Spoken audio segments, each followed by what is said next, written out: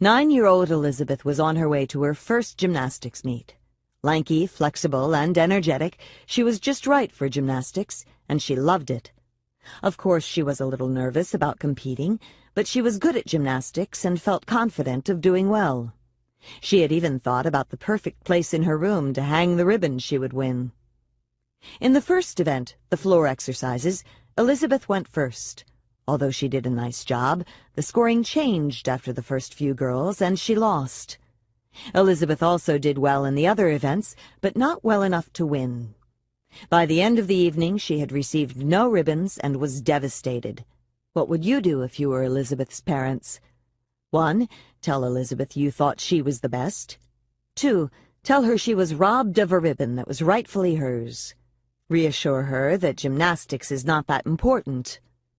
Tell her she has the ability and will surely win next time. Tell her she didn't deserve to win.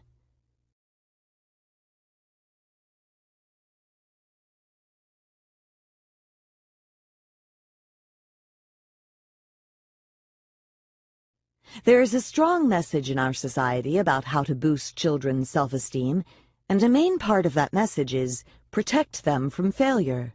While this may help with the immediate problem of a child's disappointment, it can be harmful in the long run.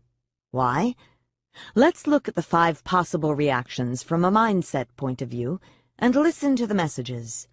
The first, you thought she was the best, is basically insincere. She was not the best. You know it, and she does too. This offers her no recipe for how to recover or how to improve. The second, she was robbed, places blame on others, when in fact the problem was mostly with her performance, not the judges. Do you want her to grow up blaming others for her deficiencies? The third, reassure her that gymnastics doesn't really matter. Teaches her to devalue something if she doesn't do well in it right away. Is this really the message you want to send? The fourth, she has the ability, may be the most dangerous message of all. Does ability automatically take you where you want to go? If Elizabeth didn't win this meet, why should she win the next one? The last option, tell her she didn't deserve to win, seems hard-hearted under the circumstances, and of course you wouldn't say it quite that way. But that's pretty much what her growth-minded father told her. Here's what he actually said. Elizabeth, I know how you feel. It's so disappointing to have your hopes up and to perform your best, but not to win. But you know, you haven't really earned it yet. There were many girls there who've been in gymnastics longer than you and who've worked a lot harder than you. If this is something you really want, then it's something you'll really have to work for.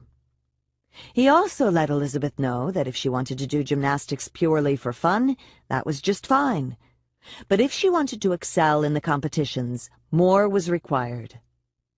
Elizabeth took this to heart, spending much more time repeating and perfecting her routines, especially the ones she was weakest in. At the next meet, there were 80 girls from all over the region.